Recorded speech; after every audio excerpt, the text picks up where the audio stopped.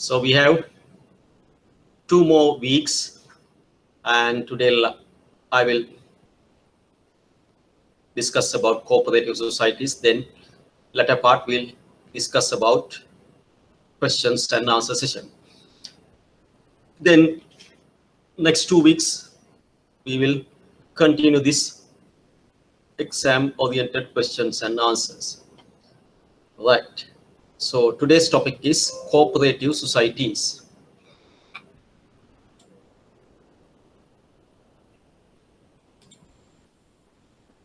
By now, we may see people are not much into cooperative societies like earlier, say in 1970s when there was closed economy.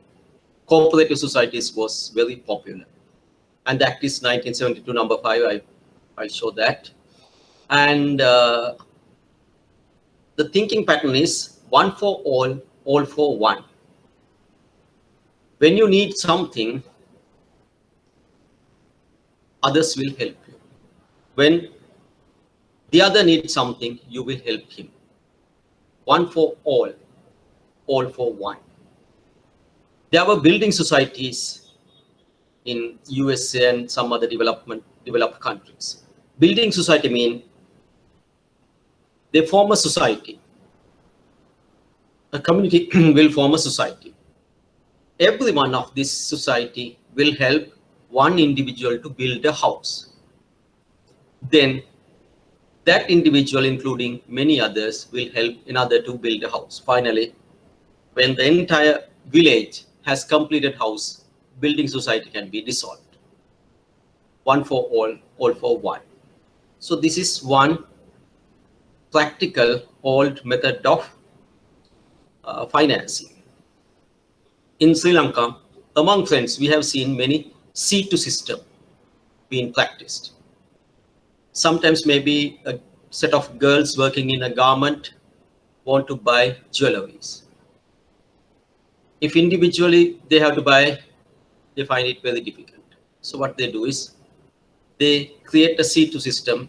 One will be number 1, another number 2, likewise. And every month they are contributing equal amount, say 5,000.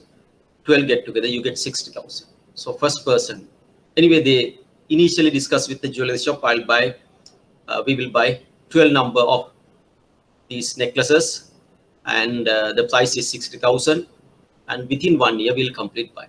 So first month, one girl will buy with the help of others' money. Next month, another. The person who already got the necklace will contribute. So these kind of systems have been in practice and are now practiced.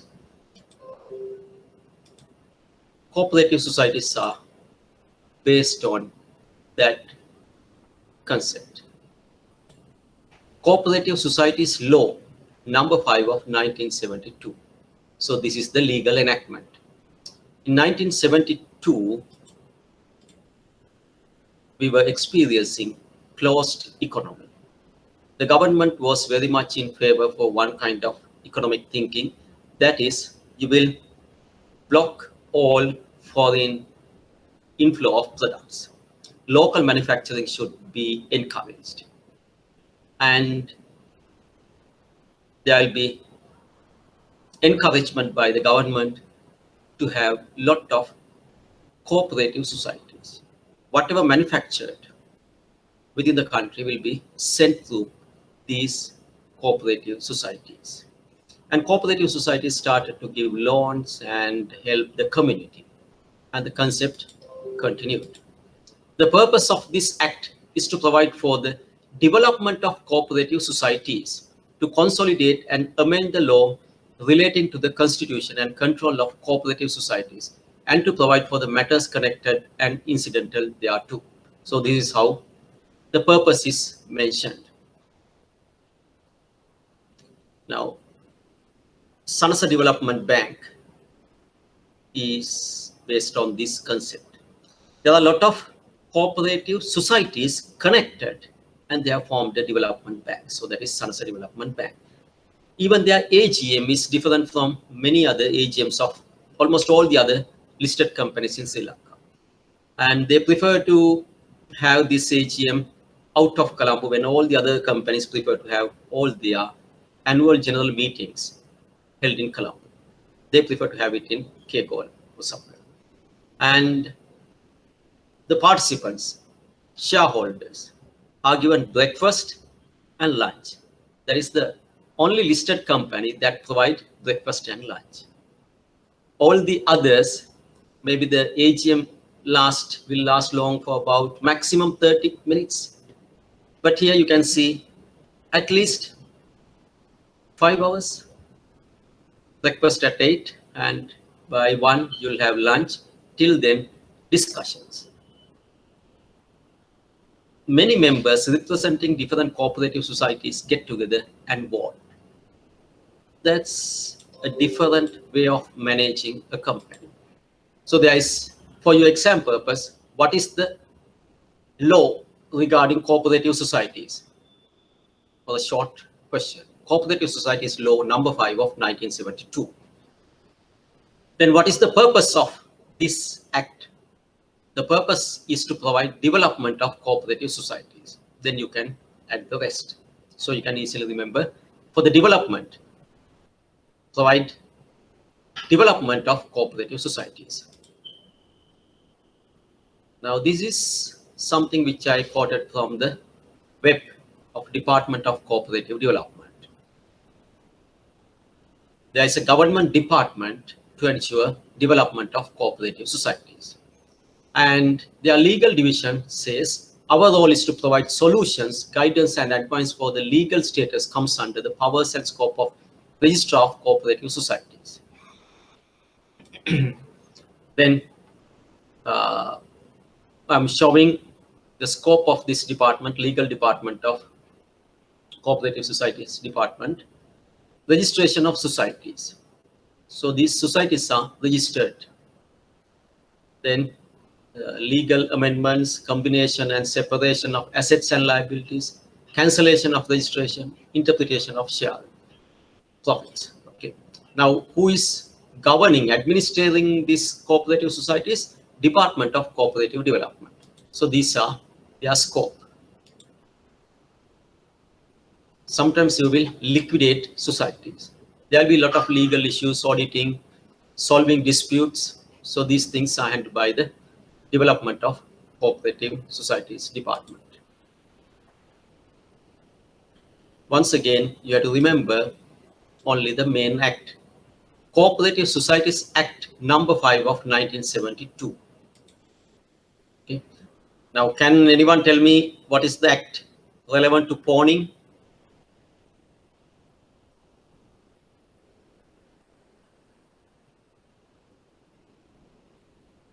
There are some acts you have to remember. Can anyone tell me the act relevant to pawning?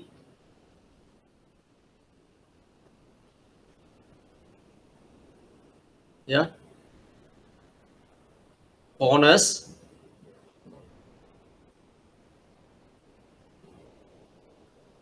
Ordinance number. Yeah.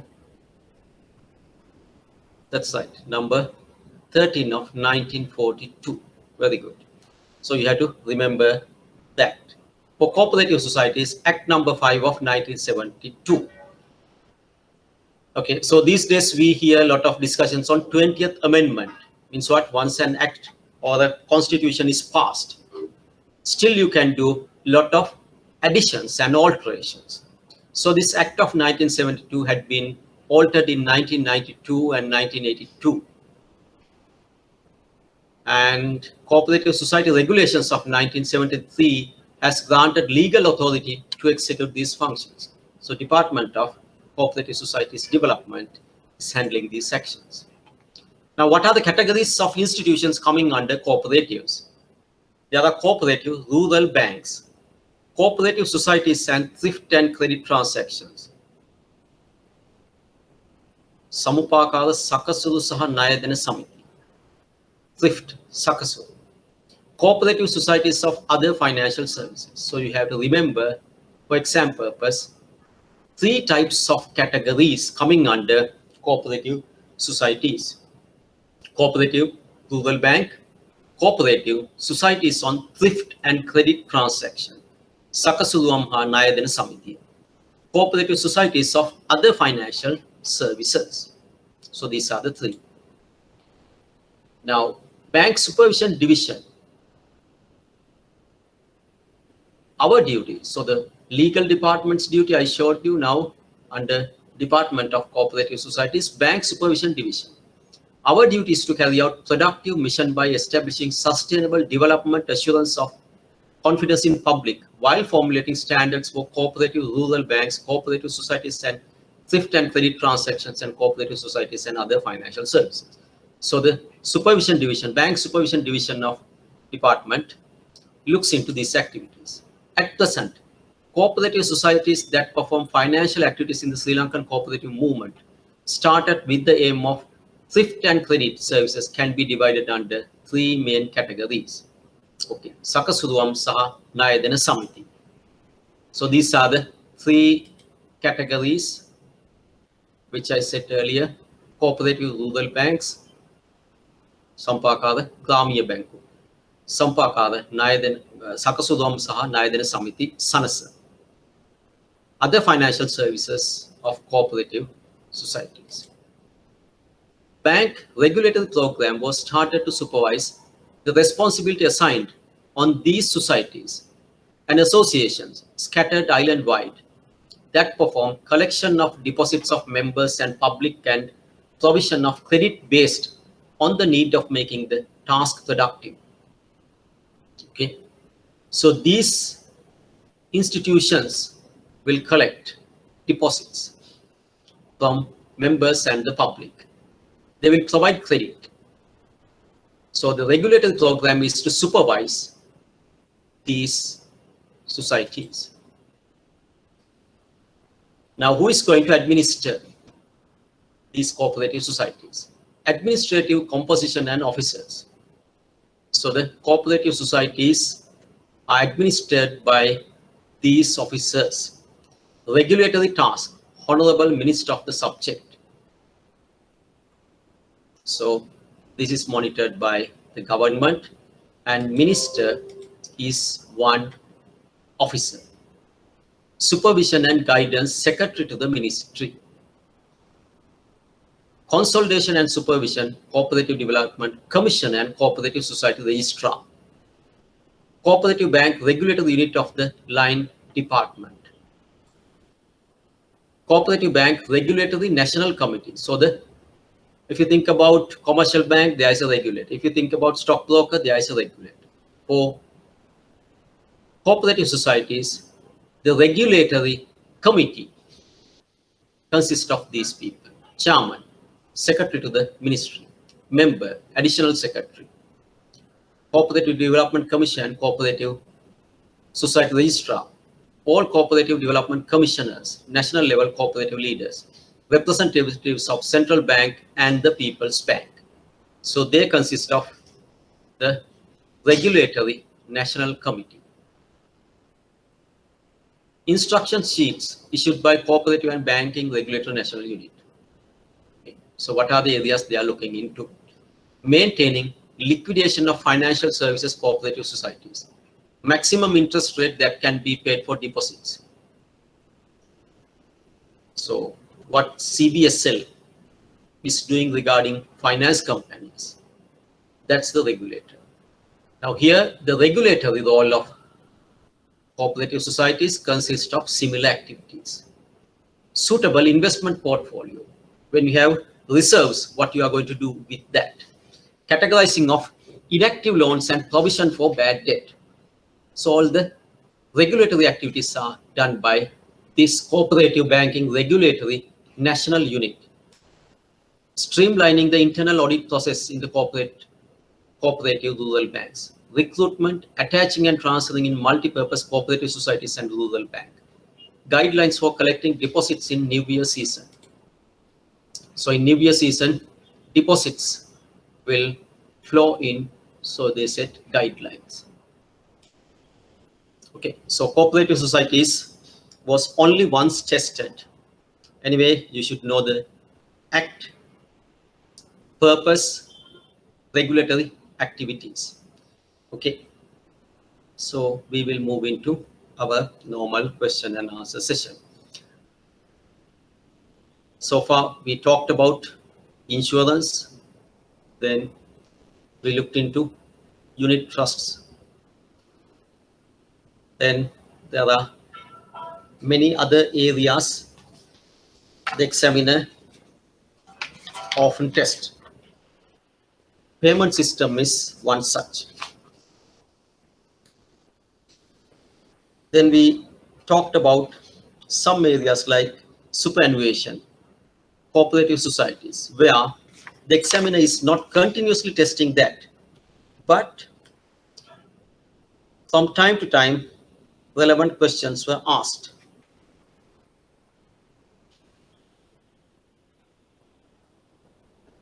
Now, I'll give you a simple question from what we discussed. Cooperative societies. One simple question from cooperative societies. Okay, so the question reads like this, and this is from September 2014. And question number is number 5. Non-banking financial business institutions sector is subject to multiple regulators and statutes due to diversity of such business operations. So these non-banking financial institutions are governed by different acts as well as different regulators. Name the primary or major regulator of the following financial institutions and brief the nature of such regulations. Okay, so you have to name who is the primary or the major regulator. Now, in certain cases, it's very simple, only one regulator. Insurance, IBSL. Stockbrokers, SEC.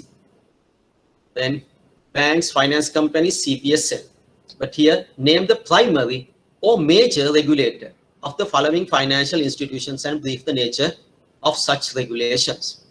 Number 1, exchanges. So you know that is SEC. Number 2, insurance brokers. You know that IBSL. Primary dealers in government securities. You know that CBSL. And I'll give the question cooperative societies. Okay, cooperative societies.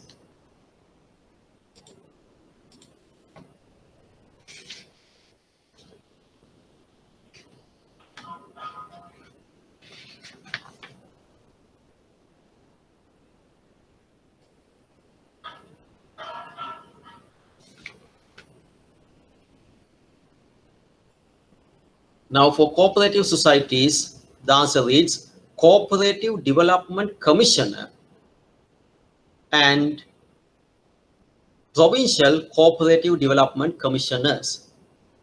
Okay. Now, what is their duty or the nature of regulator? Licensing, regulations, auditing. Okay. So this is one question raised from cooperative societies. Who is the regulator? Cooperative Development Commissioner and Provincial Cooperative Development Commissioners. So this is a financial intermediary consisting of different provinces. So you have Commissioner for Cooperative Development, Provincial. And the duty is licensing, auditing, and regulating. Okay, so this is one question asked from that. Right. So there were not much questions asked from cooperative societies. Right. I'll give you a question. Sometimes you can think and answer. Okay. So I have said when a specific question is asked from one area, insurance, I have shown you 1, 2, 3 questions almost discussed, perfect, but 4th question you have to think and answer. Now this is something based on what we have already discussed in the class, you can think and answer. Okay, so the sentences first read like this: finance and leasing companies confronted a severe financial crisis during the recent past, and the crisis is hit companies are now at the tail end of the restructuring process. So that applies even now. We have seen ETI depositors, money is given back by the deposited insurance amount, that is 600,000 per deposit, is paid through People's Bank recently. So the question is applicable even now, though it is raised in year 2014 September. Right.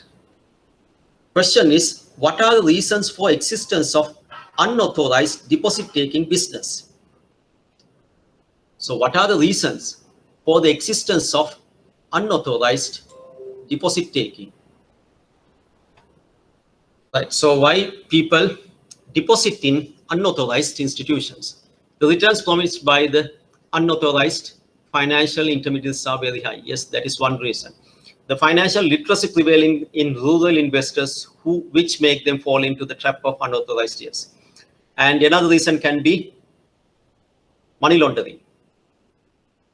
So the people who earn by means that cannot be revealed prefer to keep their money in unauthorized deposit taking institutions, because when you get into government or the regulated institutions, you have to go through the KYC and many other processes, and you prefer to avoid them. So these are the reasons of unauthorized financial intermediaries existence.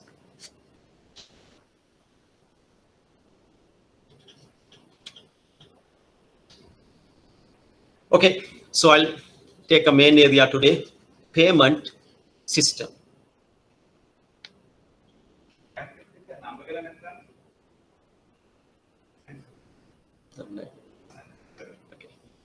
Okay, payment service providers are, so payment card system is a question often raised again and again, but there are many subheadings to discuss, like credit cards, like fund transfers, foreign exchanges, mobile cash, e-cash. Right. So I'll give you these questions. Payment service providers are important financial institutions in modern financial systems using IT. So today's payment system use IT. Describe the nature of following services provided by these providers and their importance to the public and the economy. Number one, okay, so you have to describe the importance. Okay. Number one, payment cards. Describe the importance to the public and economy. Number one, payment cards. Number two, fund transfers. Number three, mobile cash. Number four, payments and settlement systems.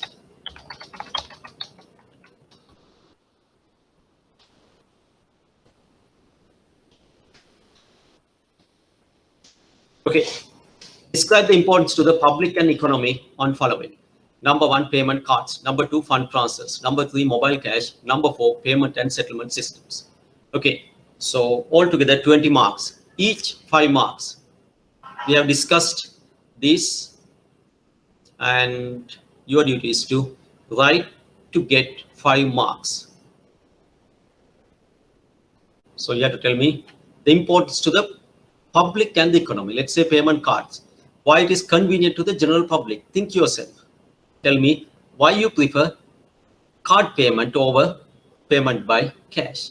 Okay, right.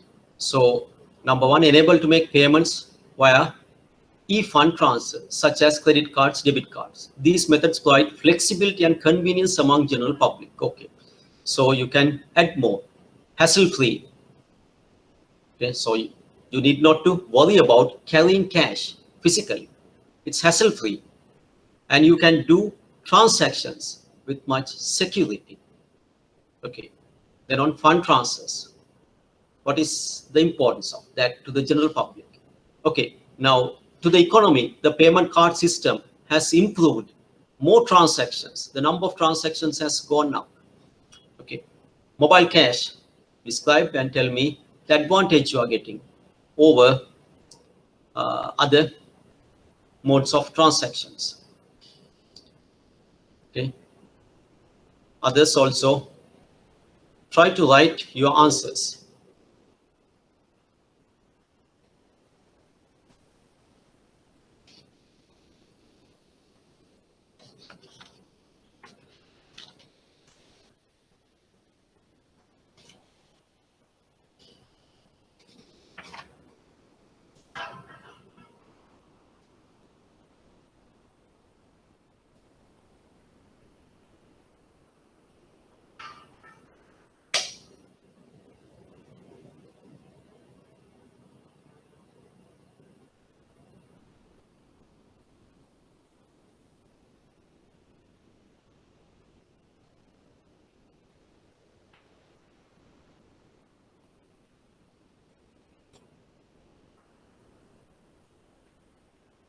Yeah.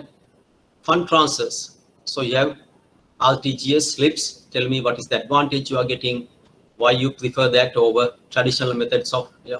So fund transfer usually enable transfers between several locations and countries. These provide quick and easy access to the funds, correct? Then you can mention about RTGS slips and transferring salaries. Earlier that was given physically in an envelope, then deposited into accounts. Today it's very simple, slips. Dividends payment of listed companies transferred through the shareholders list directly through slips. So you can describe that. Okay. Others also, I prefer to see your answers. Okay, we'll see answer for the third one. Others can also try mobile cash. So today, a lot of payments are made through mobile cash. Okay, describe it.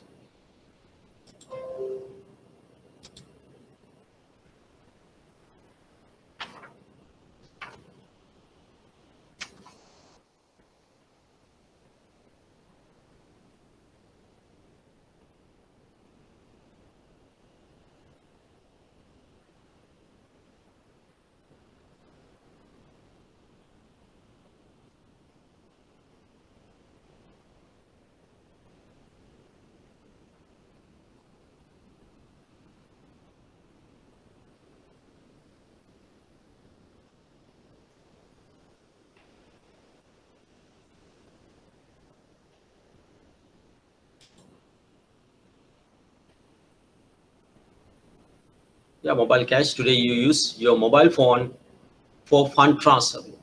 That has become, yeah, which makes to transfer funds via mobile phones, correct?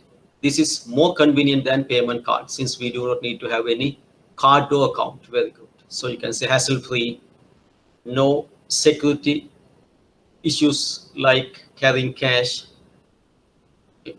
Then on the fourth one, payment and settlement system. So you have RTGS, SWIFT, slips, checks, and the convenience you get out of that. So describe it.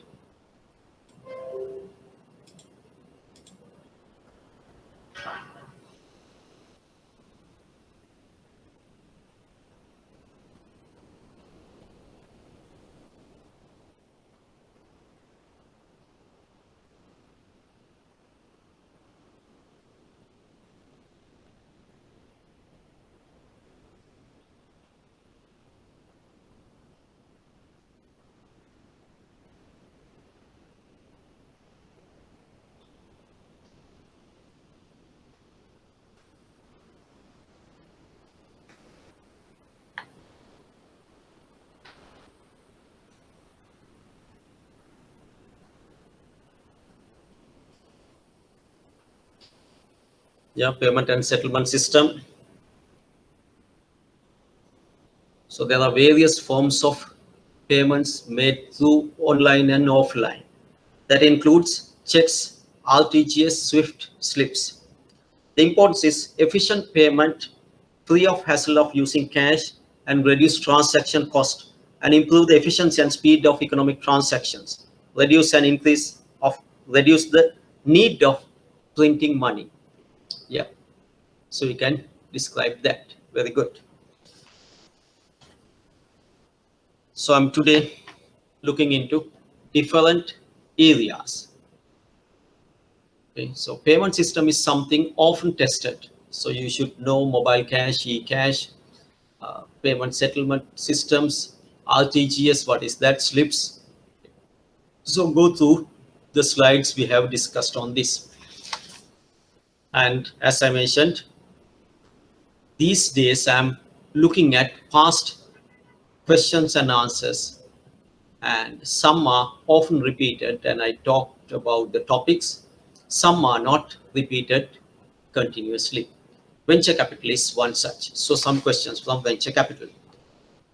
Venture capital companies provide funds to small, early stage, emerging businesses that are deemed to have high growth potential. So venture capital system is providing funds for companies that are promising to give them a very high return, or which have already demonstrated their potential to grow. For some companies, initially have shown a potential to grow fast. Okay. So we have seen certain companies all of a sudden emerge from nowhere and become a well-known one within very short period. Now, software developments, Facebook or these social media, they appeared from nowhere, then captured the entire market. Think about Uber Eats, very good concepts. All of a sudden, captured the entire market. Okay. Then new technologies, mobile phones. So all these were high risk businesses which banks prefer to avoid. On such, it's the venture capitalists who went up and fund them. We talked about Mike Makula, who funded Steve Jobs' Apple. Okay. Number one, specify two means available to raise funds for the venture capital company. Okay. So I have, in one question, I have given you three possible methods of raising funds for venture capital. Here the question asks two means. Okay. Two ways of raising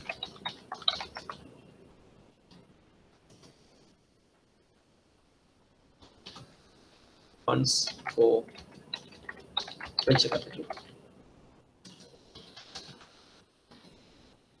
Okay. Two ways of raising funds for venture capital. 1, 2.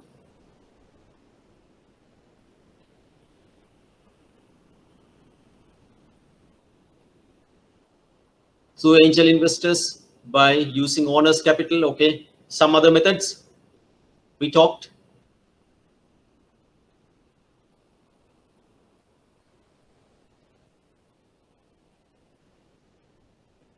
Bank borrowing is not venture capital. Angel investor, correct?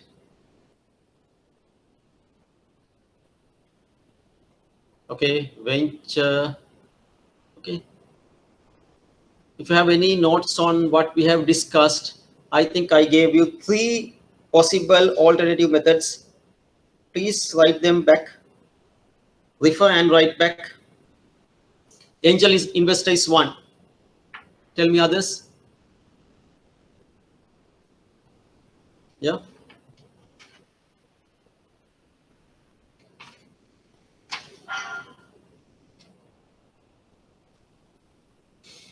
Refer whatever the notes I have given you. Angel investor is agreed. Venture capital firms, okay. We talked about Virgin Group, Virgin Blue. Okay. Crowdfunding is an alternative to venture capital. Okay. So the alternatives which I gave you: large insurance companies, pension funds, high net worth financial companies, wealthy individuals, or angel investors. Okay. So please remember that large insurance companies,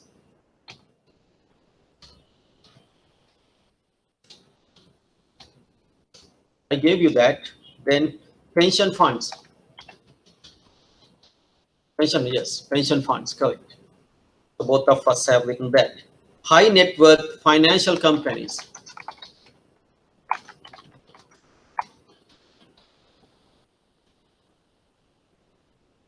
Financial companies. high net worth financial companies, then wealthy individuals or companies, that's companies, sorry, companies, wealthy individuals or angel investors. Okay, so remember that in one question regarding venture capital, they have asked 3 alternative funding sources. Angel investor is number 1. Pension fund, high net worth financial institutions, and large insurance companies. Okay, tell me one common factor between large insurance companies and pension funds. Okay, banks are not interested in venture capital. They are not. That's not their risk basket. But large insurance companies and pension funds, they have one thing in common. What is that? They can invest in very, very long term. Therefore, they can invest in venture capital. Okay. Then the second question on venture capital. Write 4 characteristics of venture capital funding and explain briefly. Okay. So the question number 2 on venture capital. 4 characteristics of venture capital.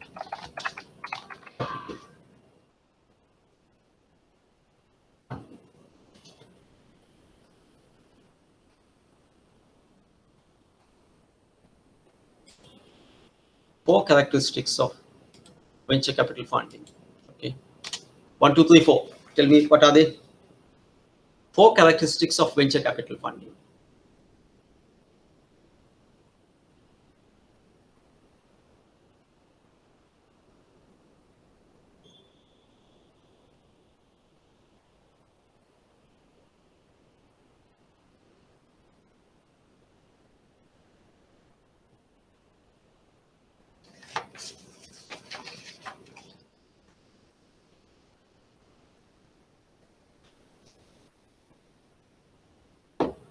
Very good. High risk, high return, illiquid, long-term commitment. Very good. What else?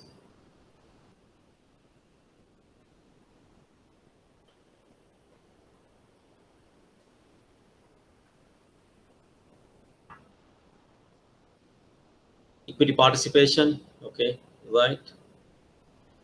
Venture capital funding provides equity ownership, provide very high returns, innovative projects. Okay, right.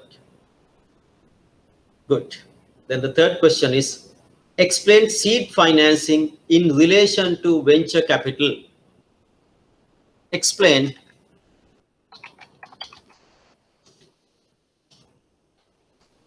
seed financing relating to venture capital. Explain seed financing relating to venture capital.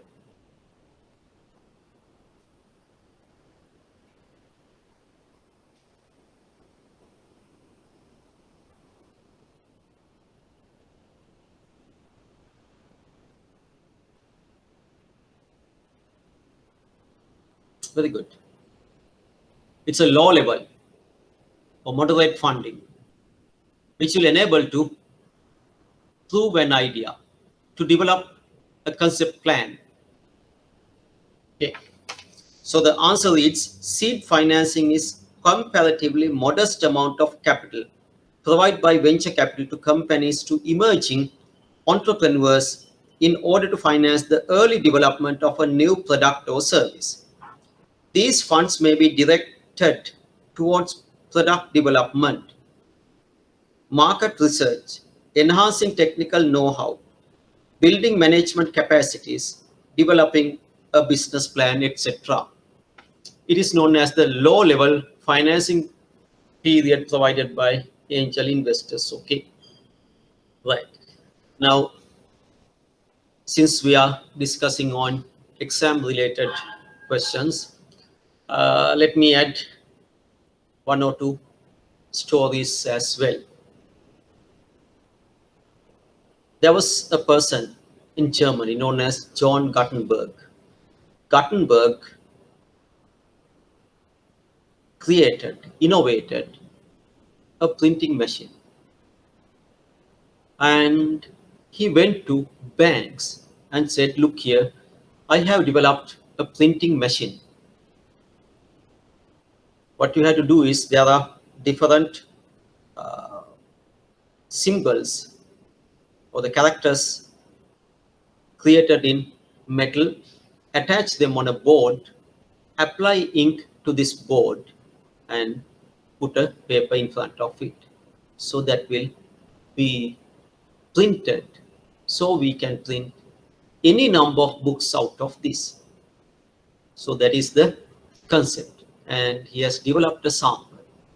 And he asked loans to produce them, these machines.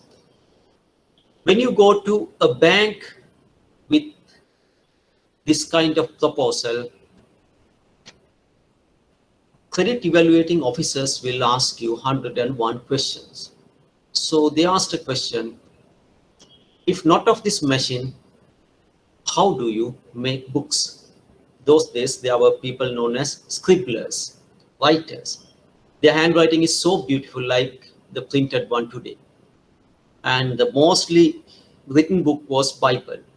So the scribblers wrote Bible, and John Gutenberg says, okay, if not of this machine, people have to use scribblers. Okay, now in your machine, you have only one type of font. Those days, it's a basic machine. And these scribblers can change to any font. Your machine cannot do what the manual writers are doing. So they rejected giving any loans to this machine. Anyway, by that time, there was a split between the Roman Catholic Church and Protestant. A set of Christians known as Protestant became very powerful in Germany, and they wanted to print a lot of their leaflets fast. So scribblers cannot do that. So they funded John Gutenberg's machine. Okay. When you come up with new product development, first idea generation, an idea is developed. We can have a printing machine instead of writing. And the concept is very simple. The reverse or the mirror affected fonts made out of iron metal can be attached to a board, and you can apply ink on that. And once a paper is pressed against that, perfectly writable pages can be created. That is the concept. Very simple. Idea generation. Once ideas are generated under new product development, you have to go to a fundraiser. He has to screen it. Okay, screen it, filter it. In this filtering process, what we call credit evaluation at the bank, we ask a lot of questions. And most of the new product developments are rejected by banks at this screening level. So there was another example. Chester Carlson developed a machine. So he went to the banks as well as 10 big American companies and said, give me any printed book, I'll give you a copy. Okay, there is a light trace effect, and you can get a copy out of that. So the same screening question was asked. If not of this suggested machine, how can people take copies? He said they can use carbon copies. Okay, what is the carbon copy cost? How many copies can be taken out of carbon papers? And what is the cost of your machine? So these right questions refuse to give any loan for manufacturing what you call today photocopy machine. Okay, right. So this is why venture capital is very important.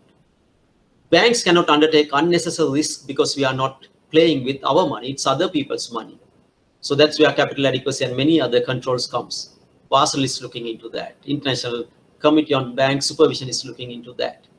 We have to maintain many. We have to comply with many rules, directions. But for the venture capitalist, there's no such thing. I have given you examples about how Richard Branson started business and gave funds.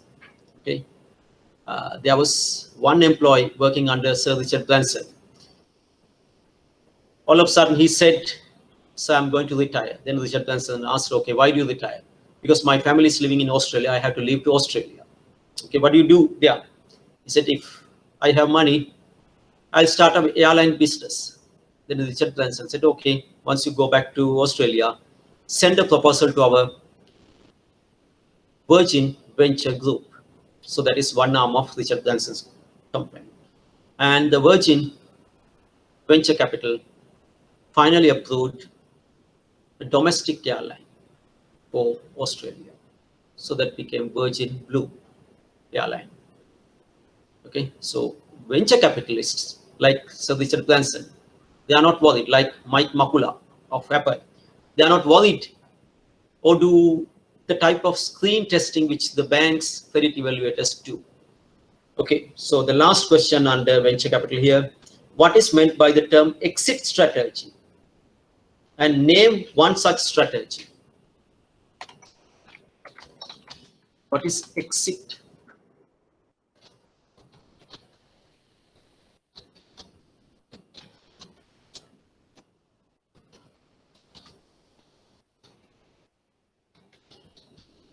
Okay, for venture capital, what is meant by exit strategy? And describe one strategy. Okay, take your time and do it.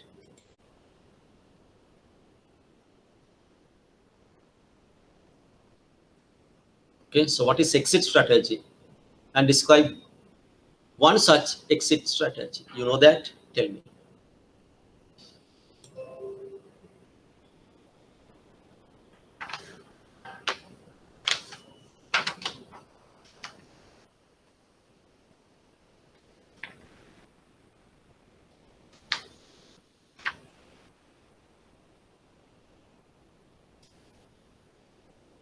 Yeah. So exit strategy is the IPO.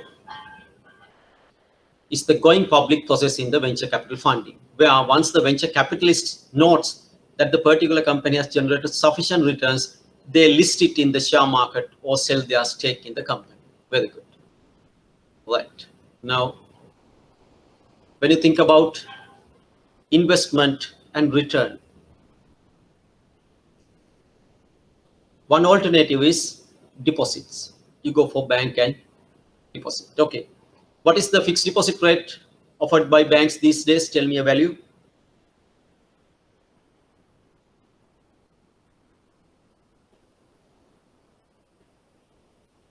Yeah.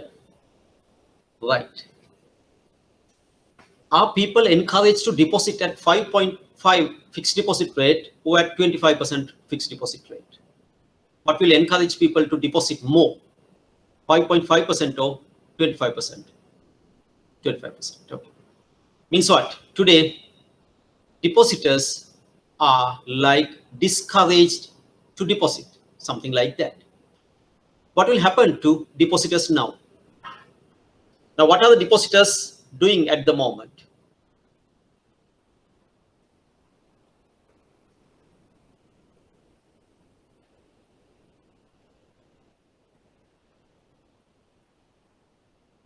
Okay, so we see at banks, the liquidity level is very high, but whenever interest rate comes down, something else moves up. What is that? Yeah, they invest in other alternatives. Very good. People prefer to invest in other alternatives than keeping money as fixed deposits in banks. Very good. Right. So another area of investing is properties one. Tell me another investment alternative. Gold. That's another. Okay. And I have given you one more very good investment option that will give you capital appreciation plus cash inflow. Regarding gold, the problem is, yes, shares, equity. Right. So next question I'm going to raise from shares related. And this time, once again, on regulatory aspect of share market. So the question reads like this: effective regulation lays the foundation for investor confidence. Okay, so if you have an effective regulations, then investors are motivated to invest. It supports efficient functioning of the capital market and thereby build the platform for economic growth. Okay, so when the share market is performing well, that means the capital market is performing well, then it's very healthy for economic growth, because those who have concepts can start up venture capital, and the venture capitalists go and exit by listing in share market. Okay. Question number 1. Briefly explain the role of SEC and name the act governing the SEC market. So I'll give the question. So this is on shares. We are looking at the regulator.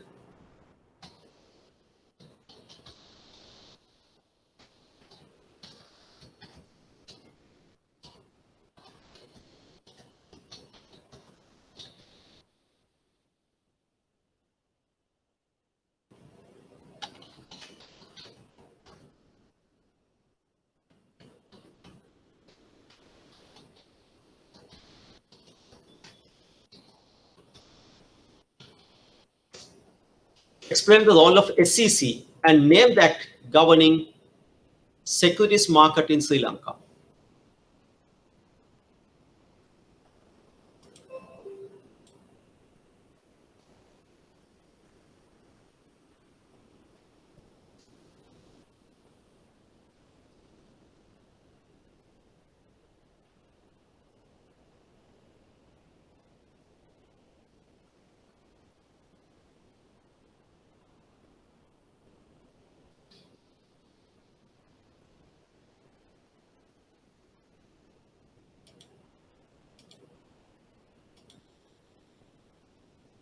Explain the role of SEC.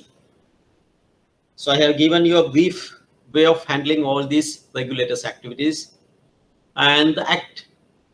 Okay. So the examiner is interested in asking the acts. Very good. Registration of market intermediaries, issuing terms and conditions, carrying out surveillance, cancellation of registration. Yes. So all the regulators issue the license, suspend the license, cancel the license.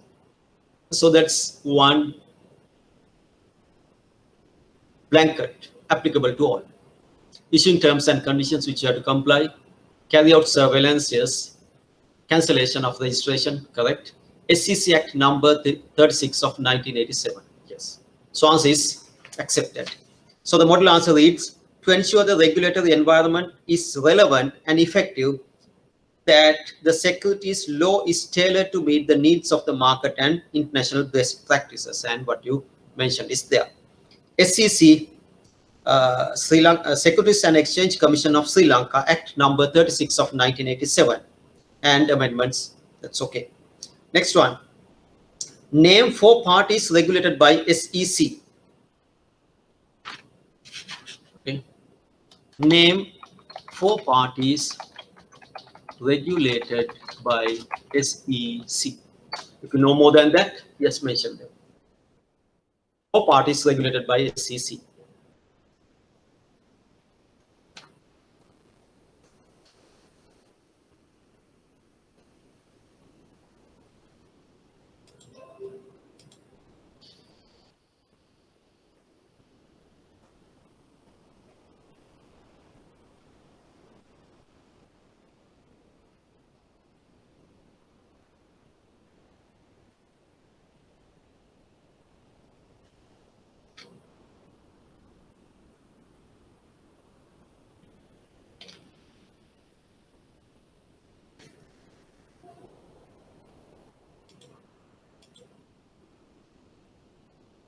Okay, unit trust, stock brokers, underwriters, stock exchanges, yeah, credit rating agencies.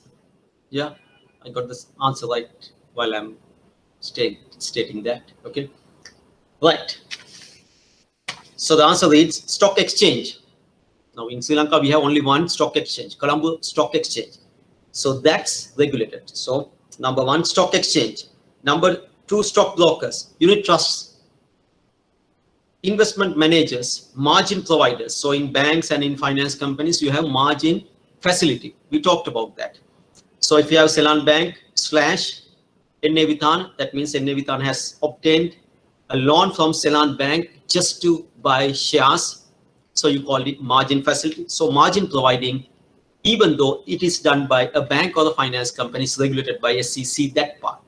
Not the entire finance company, not the entire bank, that is by CBSL. But the margin providing activity of these financial intermediaries are subject to SEC. Okay, so margin providers, clearinghouse, credit rating agencies, underwriters. Okay, right.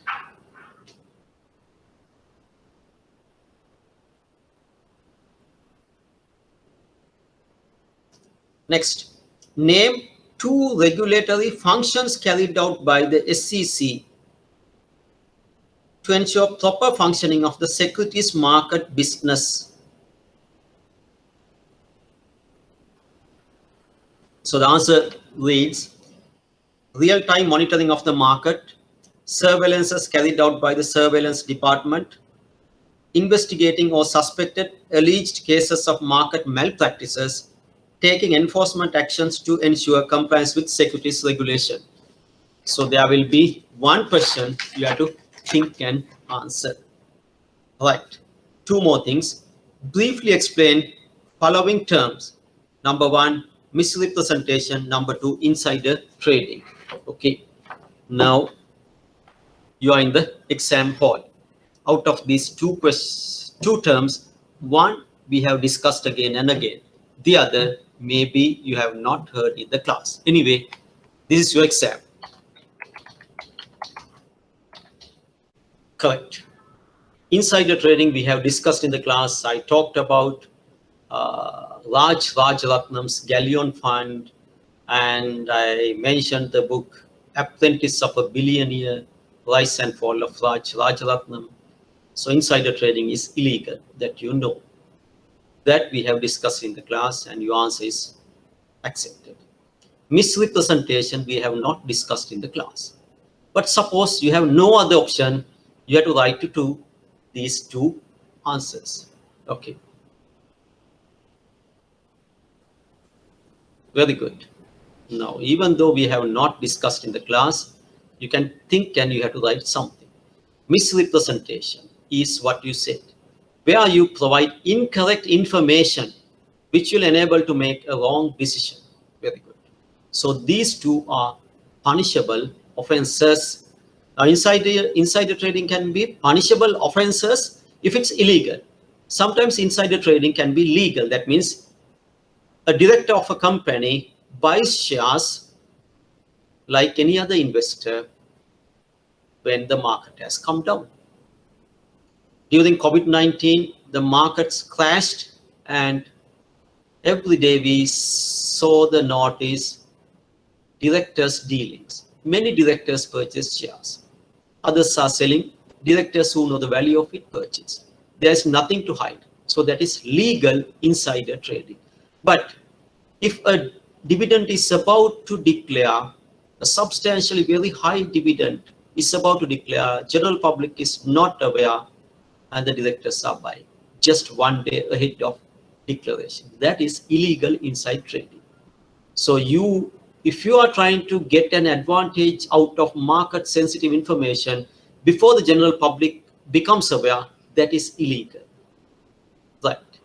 Now, misrepresentation is knowingly, if you mislead the general public, that is misrepresentation. I'll give you an example.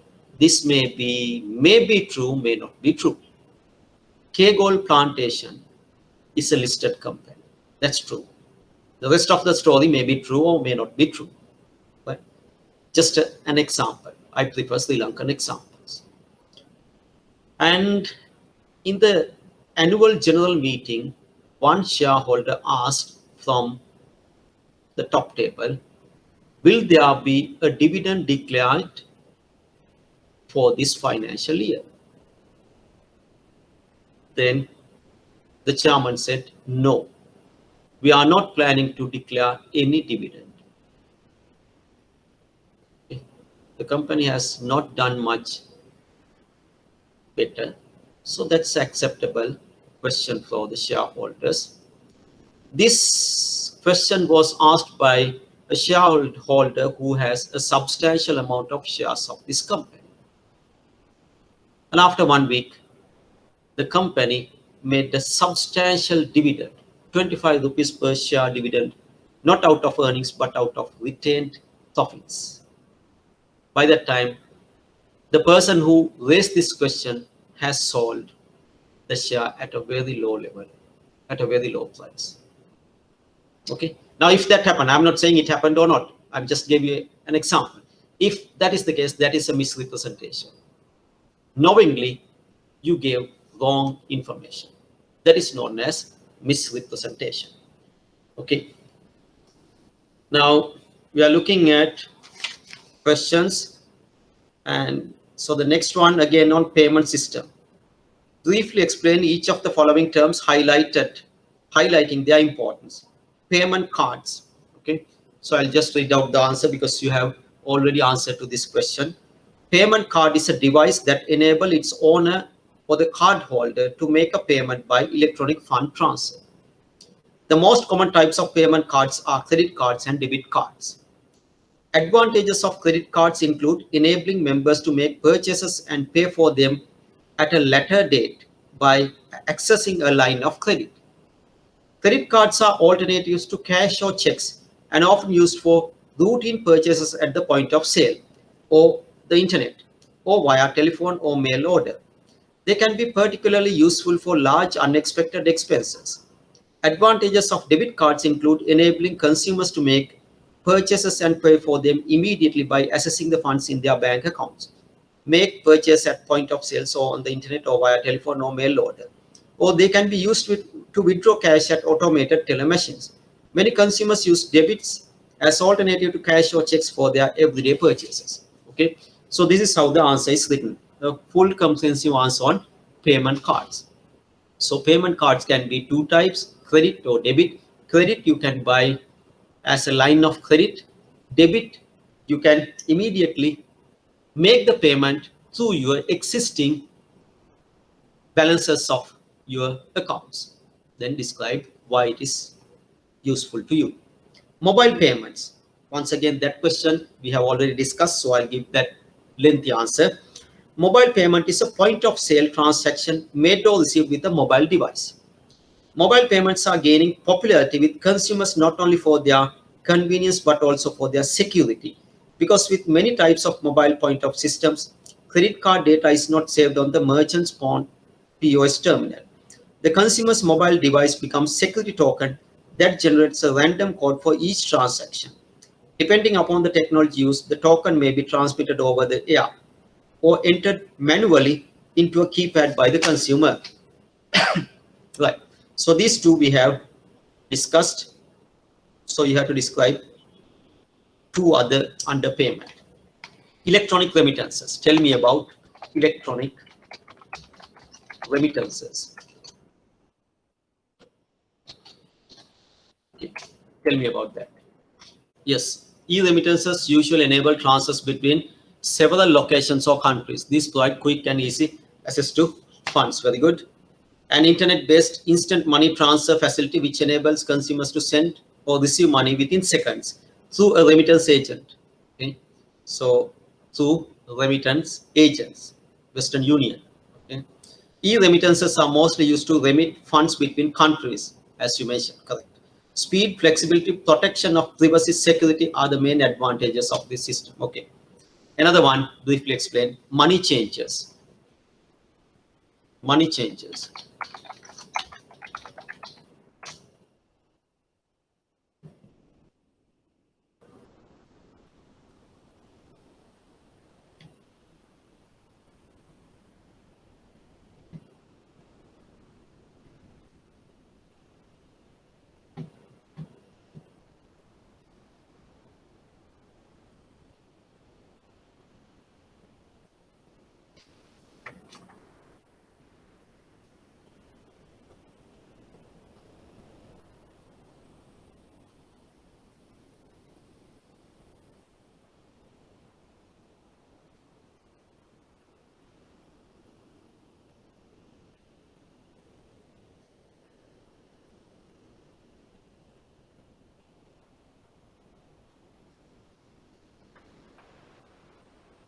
Okay, a money change is a person or the organization whose business is to exchange coins or currency of one country for that of another.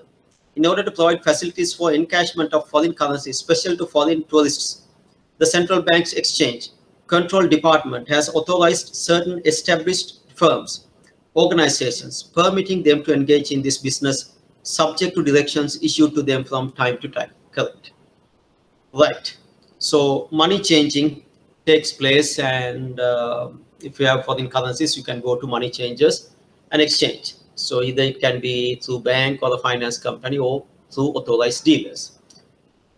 And as you mentioned, tourists often look into money changers, and some prefer to convert to dollars and once again back to the local currency, or some directly through different currencies. Okay, another area. Good corporate governance is a key success factor for any financial institution. So please go through the directions, determinations given by the central bank, and I have given that lengthy reading material. So you should go through entire thing. Say single borrower limit, provision for bad performing loans. Okay, and there are a lot of other directions given, like fixed asset transfers. Okay, then about BCP. Okay, so there are many areas. Capital adequacy direction, I have given that in detail. Anyway, just go through them. Then take special interest on corporate governance. I have covered corporate governance separately. Okay, so this question is on corporate governance. Describe the following issues confronted by finance companies and the remedies available to redress these issues under the finance company's corporate governance direction. So the number of this direction or nothing is asked about how to overcome these issues. First, describe the issue, then how to overcome. So the first issue is related party transactions. Okay, so we are talking about corporate governance. Tell me what is related party transaction and how to overcome.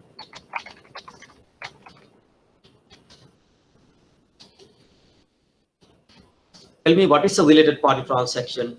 Next, how to overcome it.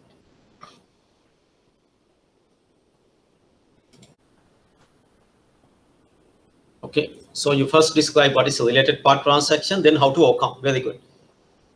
Related party transactions are any transaction between parties that have special relationship before the particular transaction. Okay, then tell me what are these relationships. For an example, a subsidiary, associate, or relative of a key management personnel. So you have to tell me that. Then number two, the board needs to ensure that none of the related parties are given favorable treatment. Very good. So you call it arm's length transactions. Right. So I'll read out the model answer. Your answer is perfectly accepted. And I prefer if you describe some examples for related parties. Related party transaction is a business deal or arrangement between two parties who are joined by a special relationship prior to the deal. Perfectly written by you. As per the direction, the board of directors of a finance company shall take the necessary steps to avoid any conflict of interest. Okay, so in your answer, that term has missed. Conflict of interest that may arise from any transaction of the finance company with any person or any categories of persons as specified, and ensure that finance company does not engage in transaction with a related party in a manner that would grant such party more favorable treatment. Your answer has that word. That is the accorded to other similar constituents of the finance company. Okay, very good. Number two, dominance of executive directors. What is the issue? How to overcome? Dominance of executive directors. Describe it, how to overcome it. I prefer to see others' answers as well. This is a very good opportunity for you to show how you think and how you write. Okay, go ahead. So answer reads like this. An executive director is a working director. So I have to set that. Executive director involved in day-to-day activities. Always remember, a person who is involving in day-to-day activities will see things differently than from a person who is not involving in day-to-day activity. Okay. I'll give you two very good examples from recent political incidents. If you are the resident of Lankagama of Sinharaj, what do you want? You are not worried about any animal or the plant. You are only worried about having a motorable road to your village amidst a rainforest, through a rainforest. That's what you want. So if you are the parliamentarian representing that village, you are not worried about how many trees cut down, because you are involving in day-to-day activities with the people. So you have seen in Facebook and in YouTube, pros and cons. Okay, some are favorable in this road, how they think, and those who are favorable in the jungle, how they think. But so you are the executive director, means you involve in day-to-day activity of Lankagama, and you are worried about how the children are schooling, how a pregnant mother is moving out to a hospital. That's your concern. But we who are not living in the vicinity of Sinharaj forest are worried about the flora and fauna. So there was one nice YouTube showing a special breed of monkeys. Okay. Now we have seen certain special breeds taking places in Sri Lanka. There were two elephants living in Singharaja, Samanaladaviya. Okay. They have been there for generations. So only two remaining, and their body has become softened. We have seen some leopards or panthers, Divya, that has become black in color in these areas. For the longer generation, they have changed. Monkeys, now the panthers have become, or the leopards have become black in color. These black monkeys have turned to white. And that evolution is taking place in this rainforest. And deforestation will definitely threaten these animals. But the executive director is not worried, but we are worried because we are non-executives. We are not involving in day-to-day activities of Singaraj village. Okay.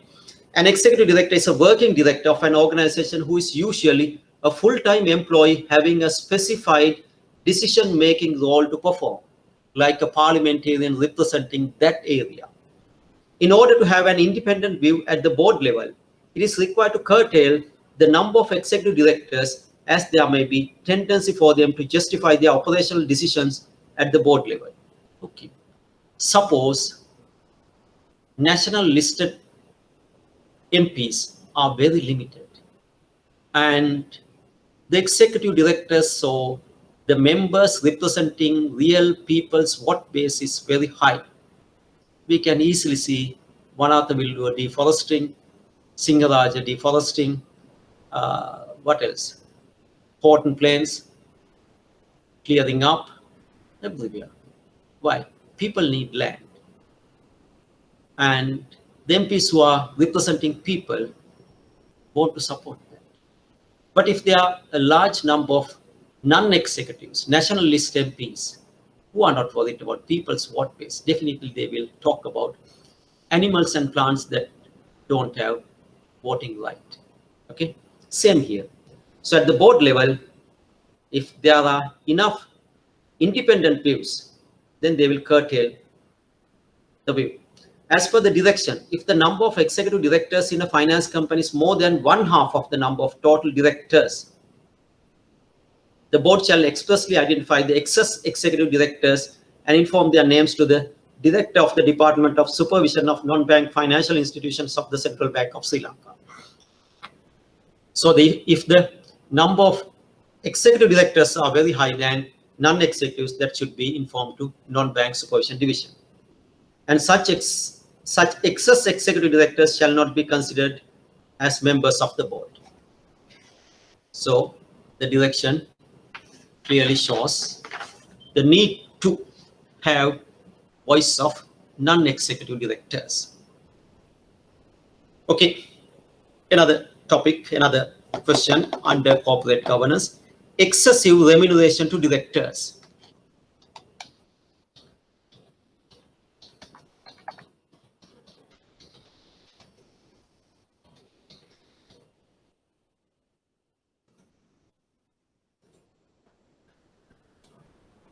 Okay, right. First, tell me what is meant by excessive remuneration to directors here and how to overcome if it takes place. So it's like parliament. The previous government came up with the concept good governance. So people believed they will do something good. But I can remember in one particular day when many parts of the country was flooded. The parliament passed a bill or passed a suggestion to increase their salaries and to give away vehicles. Okay. So if I can decide my own salary, I know how to do it. So there's a single term, so that's what you do. Right? So even in a company, when the directors decide their own remuneration, they tend to get more without linking to performance. For all the other employees, your remuneration is assigned to your performance, especially in marketing and profit bonus and many other things. You will develop some key performance indicators and link to that. But for directors, they themselves decide how to get more without assigning to performance. Okay, so the answer is stakeholders of finance companies are concerned about large remuneration directors award themselves. I pay myself. Directors award themselves regardless of the performance. So we have discussed that in the class as well. Of the company or its profitability. Okay, they are not worried about the profitability. Think about now.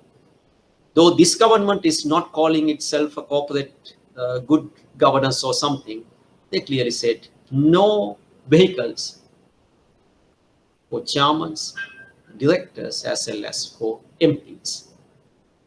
But the previous, so the practice up to now was irrespective of the government institution's profitability, the chairman, the minister, everyone immediately started to purchase new set of vehicles. So you want to award yourself without concerning about profitability.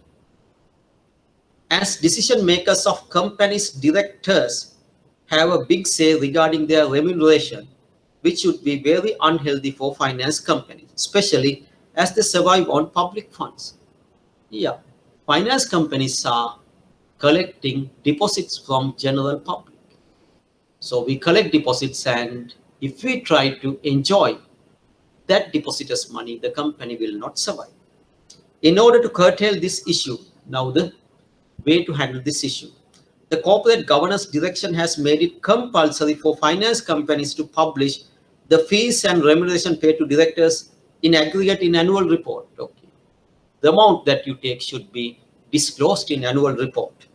So the stakeholders could access this information and take necessary action to restrict excessive remunerations.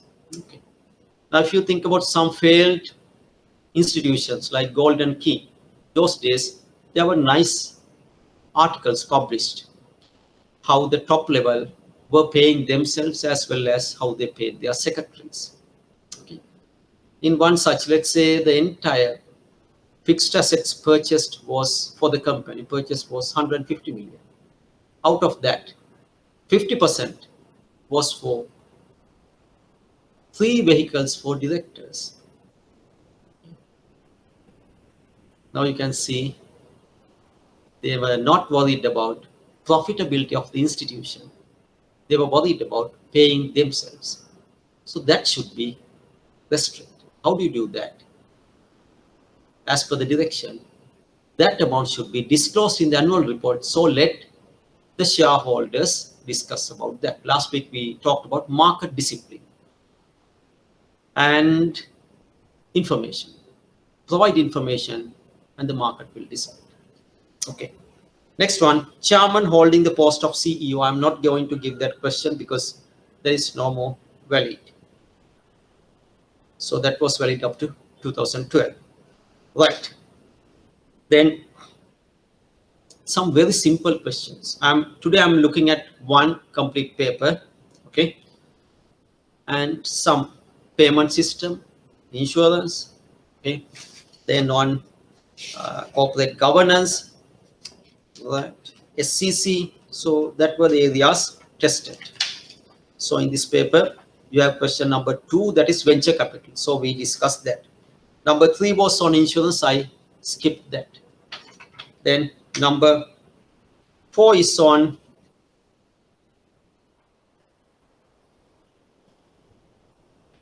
SCC, Securities Exchange Commission. We discussed that already. Number 5 was payment system, and we discussed that. So under payment system, there was payment cards, mobile cards, electronic remittance, money changes. Then number 6 was corporate governance. So we talked about related party, dominance of executive directors, excessive remuneration to directors, and number 4 was chairman holding the post of CEO. So you know the answer. If that is the case, you have to appoint a senior director. Right. Then comes number 7. Number 7 and number 8, you can write in general as well. So number 7, finance leasing business plays a vital role to enhance the business activities in the economy and is regulated under the Finance Leasing Act. Number 1, describe the nature of finance leasing business and define the Finance Leasing Act. Describe the nature of finance leasing business as defined in the Finance Leasing Act. Describe the nature of finance leasing.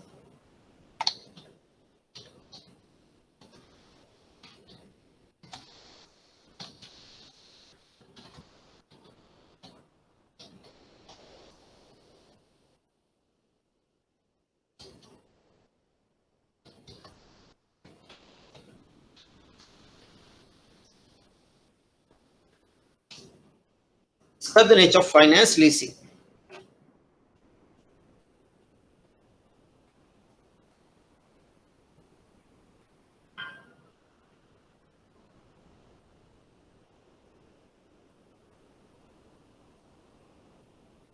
Okay. So the answer is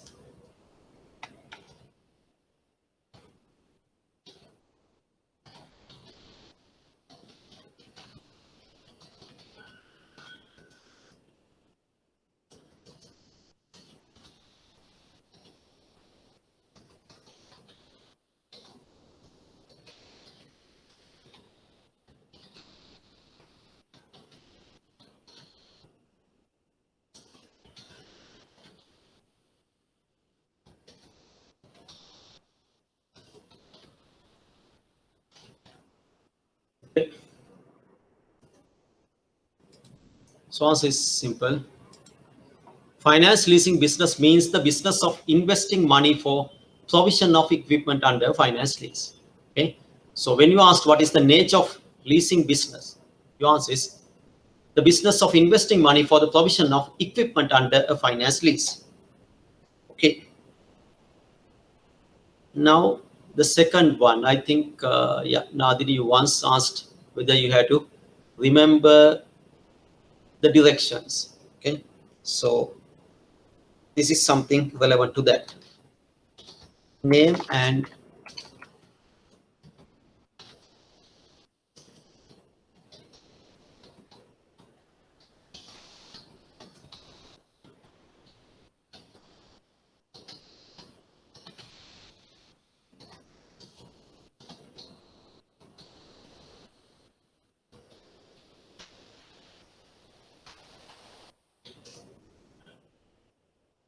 briefly explain 3 prudential regulations applicable to leasing companies.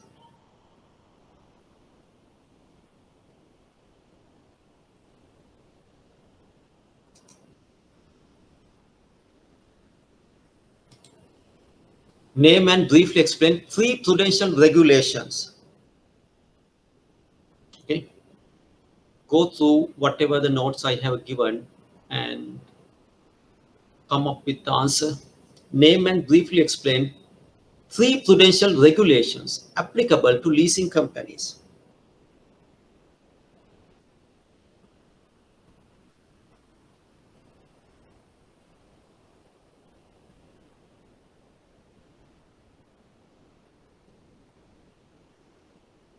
Okay, I have given you these directions. So you have to remember these directions. So the answer reads like this. Finance leasing accrued interest direction number 5 of 2005. That's then another one. Finance leasing within bracket minimum capital close bracket direction number 1 of 2006. Another one, finance leasing within bracket provision for bad and doubtful accommodations directions number 2 of 2006.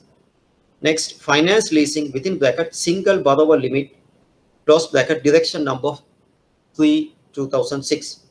Finance leasing within bracket lending direction number 2 of 2009. Finance leasing business transactions with directions and their relatives direction number 3 of 2009. So likewise, you have to remember some directions. Okay. Now I have given you all these directions and I described and detailed only on corporate governance. Please go through. Okay. So you can see corporate governance, a separate question is given in this paper itself. So I have gone into details of that. But here you have to name, okay, single borrower limit direction, what is that? Doubtful loans, what is that? Capital adequacy regarding, what is that? So you have to remember some directions. Okay, next question. That's a very simple one. You can easily answer. What is the major difference between finance companies and leasing companies when it comes to fundraising? Okay, so that is question number 3. That is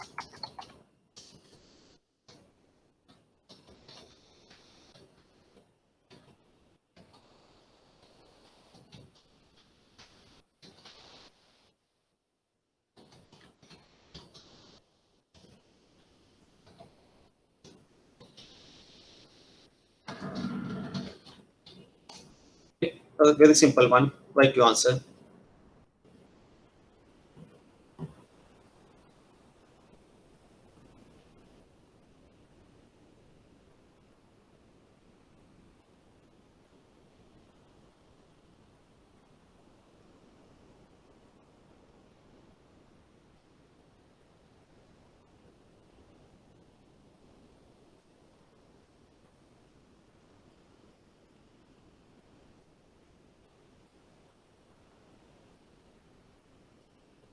Okay, so you can easily tell me the answer.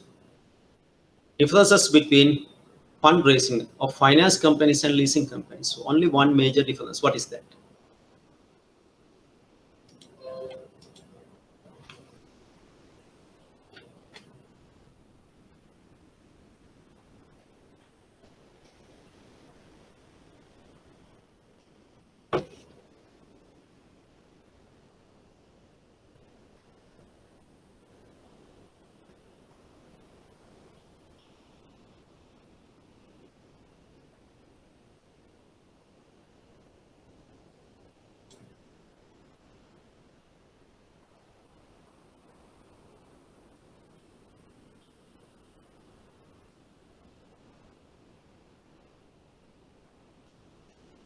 Yeah, difference between fundraising. Okay, so the question is this: can a specialized leasing company accept deposits? That question is asked in a different form. Okay, difference. Okay, what is the difference between fundraising of a finance company and leasing company? So finance company can accept deposits from general public, but a specialized leasing company cannot accept deposits from general public. Okay. So next question, number 4. Name and briefly explain 2 major sources of funding available for leasing companies. Okay. So that is question number 4. Main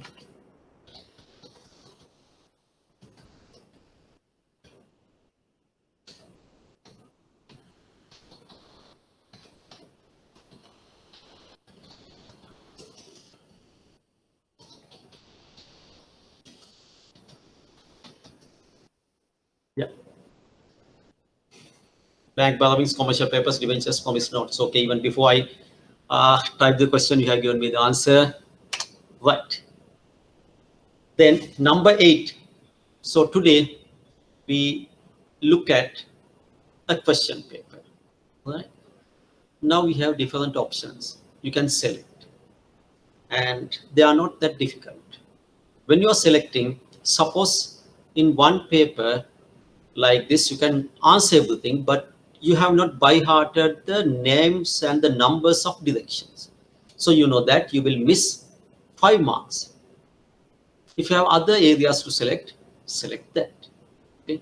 But if you have by hearted these directions, you can without any doubt answer that question as well. So prepare for everything. I have given you all the relevant reading materials. Go through them, by heart them wherever you have to, like the directions, right, regarding single borrower limit. What is the direction? Right. But if you have not by hearted, then you can avoid them. There are enough areas to select. Number 8. So the last question. Finance companies carry out their business by facilitating financial intermediation, and the CBSL performs regulatory and supervisory function with respect of licensed finance companies, with the objective of ensuring that these institutions comply with the minimum prudential requirements stipulated by them. Number 1, what is the nature of business carried out by finance companies as defined in the Finance Business Act? So these areas, if you are not familiar with, take these answers and remember that. Okay. So the question is, what is the nature of business carried out by finance companies as defined in the Finance Business Act? What is the nature of business carried out by finance companies as defined by Finance Business Act? So the answer is very simple. Acceptance of deposits and lending of money for the investment of money in any manner whatsoever, or the lending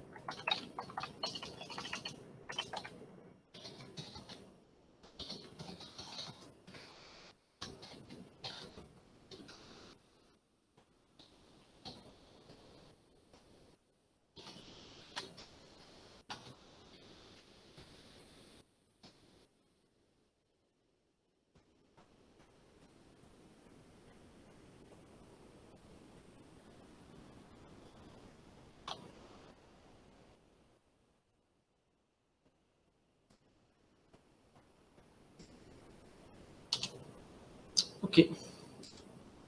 So the question is, what is the nature of business carried out by finance business as defined by Finance Business Act? Okay.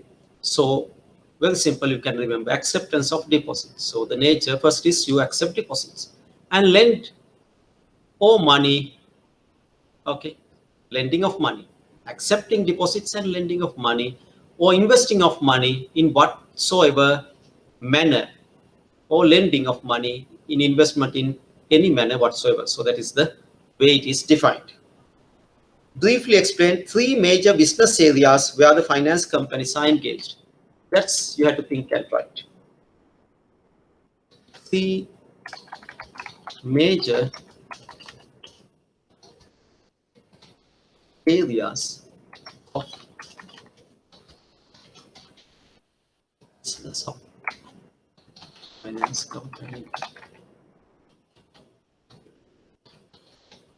Okay, so the question is, briefly explain three major business areas where the finance companies are engaged. Okay, so what are the business activities of a finance company? 1, 2, 3.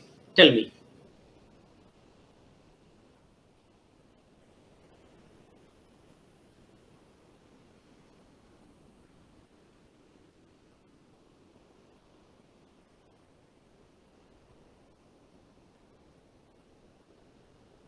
Three major areas of business activities of a finance company. Okay, what are, tell me. Okay, very good. Deposit taking, lending, investing. Okay. Now under lending, tell me, okay, under lending, put a hyphen and tell me what do you lend? What are the products? What are the lending products? I accept, but under lending, put a hyphen and tell me what are the subdivisions? How do you lend?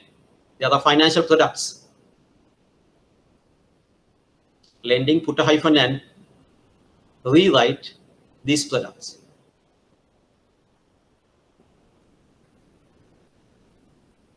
Loans, leasing, what else? Go ahead. Hire purchasing, factoring, property loans, pawning, real estate, capital loans, housing loans. Okay. So that will be a comprehensive answer for that.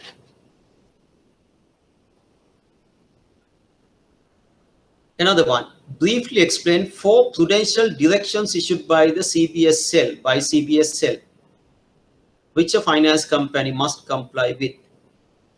Okay, so I have given the reading material. Answer reads like this: finance companies risk weighted capital adequacy ratio direction number 2 of 2006. Okay, so you are asked to write things like this: capital adequacy requirement, Finance Business Act direction number 3 of 2018. So things like that. I have given you enough reading materials. Okay. Then finance companies minimum core capital direction number 1 of 2011. Finance companies provision for bad and doubtful debts direction number 3 of 2006. Finance companies single borrower limit direction number 4 of 2006. Finance companies lending direction number 1 of 2007. Finance companies investments direction number 7 of 2006. So likewise, you have to remember the name tag of these directions. Okay. Then the last question in this paper, question number 4 of number 8. There are 2 major methods of supervision carried out by the CBSL on behalf of companies. Name and briefly explain. Okay. 2 major methods of supervision. 2 major. Very good. On site, even before I complete typing the question, the answer came. Now you have to describe. So I'll read out. On-site supervision or surveillance. Under this method, the officials of the central bank visit finance companies and inspections are carried out to ensure that these companies are complying with the regulations issued by the CBSL. These inspections are usually carried out on a public basis, on a periodic basis. From time to time, they will come and sit in your premises and check your details. Off-site supervision or surveillance, which is carried out from the CBSL, aims to regularly supervise, monitor and analyze the operations and review periodic financial statements, reports of finance companies on a continuous basis to ensure compliance with regulatory requirements and safe and sound industrial practice. Okay, so I have to describe on-site and off-site supervision. Okay, so this is the format I'm going to continue for next 2 days. Right, so I'm asking you to go through past papers, and by now you can understand, you have to remember some of these prudential directions, number and the year and the name. Okay, the rest I think you're almost okay. I'm referring to the people who are answering to the questions. Okay, so today we took one complete paper and answered, and I'm very happy with the way you answered. Last week you asked me one valid question. Okay, closed end and open end. Okay, now under unit trusts, you can have closed end. That means units have already purchased the portfolio. Then that units are sold. So the number of units are not increasing. Now think about a listed units. Maybe you are buying Ceylon Investment Company shares or Guardian Investments Capital Company's shares or NAMAL, that's National Asset Management Limited, NAMAL shares. So these companies you are buying shares. The number of shares are not fluctuating on day-to-day basis. One is buying, the other is selling. And the portfolio they have invested is already there. That's a closed-ended one. When it comes to some other unit trusts, when you, okay, the number of units are increasing or decreasing. So you can create any number of new units and sell it.